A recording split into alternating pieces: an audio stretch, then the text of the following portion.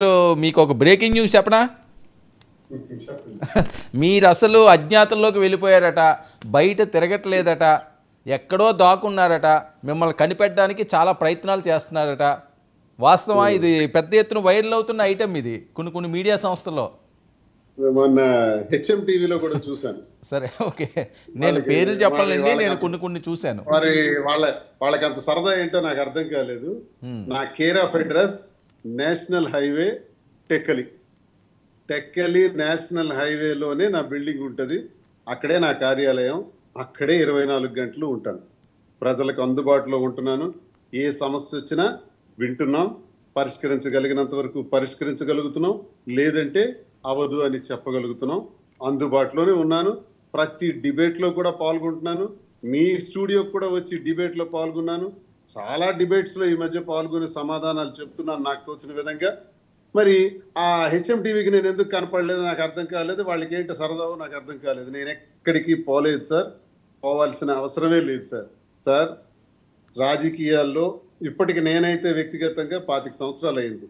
విద్యార్థి దశ నుంచి రాజకీయాలు ప్రారంభించాను. అవును, ఉంటాయి సార్. అపోజిషన్లో ఉండేటప్పుడు చాలా సవాళ్ళు ఉంటాయి, హెచ్చరికలు ఉంటాయి, కేసులు ఉంటాయి, జైళ్ళకి వెళ్ళాలి, ఇబ్బందులు పడాలి, ప్రజల పక్షాన పోరాడాలి, ప్రజల గొంతై మాట్లాడాలి. ఇవన్నీ మాకు తెలిసినయే కదా. ఇందులో కొత్తగా టెన్షన్ అవ్వాల్సిన అవసరం ఏముంటుంది? ఎందుకు భయం? ఏం చేస్తారు? అల్టిమేట్గా ఏం చేస్తారు? చంపేస్తారు. Okay, I'm ready to face. చంపేయడానికి ఇప్పుడు ఎంతమందికి చంపుతున్నారు కదా, రోడ్ల మీద, నడి రోడ్డు మీద అడ్డంగా నరుకుతున్నారు కదా. ఈ నరికే వాళ్ళ తాలూకా చరిత్ర అంతా కూడా ఈ రాష్ట్రంలో ఉన్నటువంటి ఈ మారణ హోమం, ఈ మారణ కాండ, ఈ దాష్టికాల్ని ఢిల్లీ నడివీధుల్లో గొంతెత్తి మాట్లాడాం కదా. ఇప్పుడు కూడా అదే చెప్తున్నాం. ఒకవేళ కేసులు పెట్టాలంటే కేసులు పెట్టి జైల్లో పెడతారంటే ఓకే, లేదు కొడతారంటే ఓకే, శక్తి ఉన్నంత వరకు దెబ్బలు కాస్తాం, లేదు అరెస్ట్ చేసి జైలు కాదు చంపేస్తాం అనుకుంటే కూడా ఓకే. నాకు చాలా ఫోన్ కాల్స్ వస్తున్నాయి సార్. నిన్ను చంపేస్తాం, నరికేస్తాం, నీ కారుతో తగలబెట్టేస్తాం, వేలాది నెంబర్లు వచ్చాయి. ఇప్పటికీ ఆల్రెడీ నేను టెక్కల్ పిఎస్లో కంప్లైంట్ కూడా ఇచ్చాను.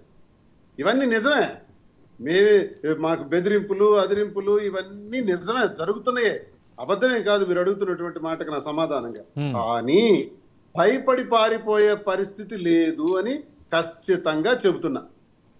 ఓకే, శ్రీనివాస్ గారు, వంశీ గారు పరిస్థితి ఏంటి? అసలు ఆయన ఎక్కడున్నాడు?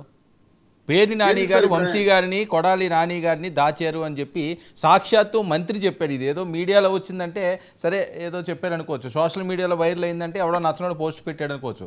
కానీ బాధ్యతాయుతమైన మంత్రి చెప్పిన మాట ఇది. ఆయన దాచాడు, పేర్ని నాని గారు షెల్టర్లో వీళ్ళిద్దరూ ఉన్నారు, ఆయన రహస్య ప్రదేశంలో వీళ్ళు దాక్కున్నారు అని చెప్పే పరిస్థితి. దీని మీద వంగవీటి రాధా గారు కూడా సీరియస్ అవుతున్నారట, జూనియర్ ఎన్టీఆర్ గారు కూడా సీరియస్ అవుతున్నారట. ఎందుకంటే వాళ్ళ స్నేహితులు కాబట్టి. రాజకీయాల్లో ఇప్పుడు మనం అపోజిషన్లో ఉన్నాం సార్. మాకైతే ఇప్పుడు ప్రాధాన్యతగా ఉండవలసిన పనులు అంటూ ఏమీ ఉండవు. మేము కేవలం ప్రజల పక్షాన పోరాటం, మాట్లాడటం తప్ప ఇప్పుడు మేము చేయాల్సిన పనులే ఉండవు. కానీ ఏదైనా వాళ్ళ వ్యక్తిగత పనుల మీదో, వాళ్ళ వ్యక్తిగత అవసరాల మీదో ఎటైనా బయటకు వెళ్ళి ఉండొచ్చు, క్యాంప్లో ఉండొచ్చు, ఏదైనా ఉండొచ్చు. ఇప్పుడు వంశీ కానీ నాని గారు అవసరం కానీ ఏంటంట? ఇప్పుడు ఇదేనికి సార్? ఇప్పుడు ఆయన లేరు, వాళ్ళు పారిపోయారు, వాళ్ళు ఎక్కడున్నారో తెలియదు, వాళ్ళని నాని గారు దాచారు, పేరు నాని గారు దాచారు. ఏంటిదంతా? ఏం కావాలి అసలు ఎవరికైనా ఏం కావాలి నాకు స్పష్టంగా నేను అడుగుతున్నాను సార్. ఇప్పుడు వంశీ వస్తే ఏం చేస్తారు? కొడాలి నాని గారు వస్తే ఏం చేస్తారు? కేసులే కదా పెడతారు, అరెస్టే కదా చేస్తారు, ఇంతే కదా. మరి దీనికోసం వాళ్ళు ఎక్కడ ఏం ఎఫ్ఐఆర్ ఏమైనా ఉందా? పోలీసులు ఏమైనా వెనకటానికి వెళ్ళారా? వెనకేటప్పుడు వాళ్ళు ఏమైనా కనబడకుండా పరిస్థితులు ఏమైనా ఉన్నాయా? మరి కనబడినప్పుడు ఇంటికో నోటీస్ కూడా పెడతారే, మీ ఇంటికి వచ్చాం, మీరు లేరు కాబట్టి మిమ్మల్ని ఎక్కడున్నా సరే అరెస్ట్ చేస్తామని ఒక నోటీస్ కూడా ఇన్ఫార్మ్ చేస్తారే. మరి అవన్నీ కూడా ఏమైనా పోలీసులు చేస్తారా? ఇప్పుడు అందరికీ ఇప్పుడు నేను కూడా పారిపోయానని చెప్తున్నారు కదా. మా తాలూకా ఇప్పుడు మేము ఎక్కడుంటే ఏంటి సార్? అవసరం ఏముంది? మా తాలూకా ఇప్పుడు మా గురించి మాట్లాడవలసిన అవసరం ఉంది అంటే రెడ్ బుక్లో పేర్లు ఉన్నాయనా? లేదా రెడ్ బుక్లో పేర్లు ఉన్నాయి కాబట్టి మమ్మల్ని హింసించడానికి ప్రయత్నిస్తున్నారనే? ఏంటి? దేనికి మా పేర్లు ఎత్తున్నారు పదే రాష్ట్రంలో? రెడ్ బుక్ లో మీ పేర్లు ఉన్నాయా శ్రీనివాస్ గారు? రెడ్ బుక్ లో మీ పేర్లు ఉన్నాయా? పేర్లు ఉన్న వాళ్ళకి అదే తప్పిపోయారని చెప్తున్నారు. పేర్లు ఉండబట్టే మాకు అనుమానంగా ఉంది. వంశీ ఎక్కడ, నాని ఎక్కడ, దువ్వాడ శ్రీనివాస్ ఎక్కడ అంటున్నారంటే డౌట్ వస్తుంది. మరి మీలాంటి వాళ్ళు కూడా మాకు పాయింట్ బ్లాంక్ అడుగుతున్నారంటే మాకు అనుమానం వస్తుంది, ఏమో మేము రెడ్ బుక్ లో ఉన్నామేమని. సార్ ఇప్పుడు మాకు మాకేదో భయపెట్టో ఏదో చెయ్యాలనో అనుకుంటే అది కాదు సార్. ప్రభుత్వం మీకు, ప్రజలు మీకు మంచి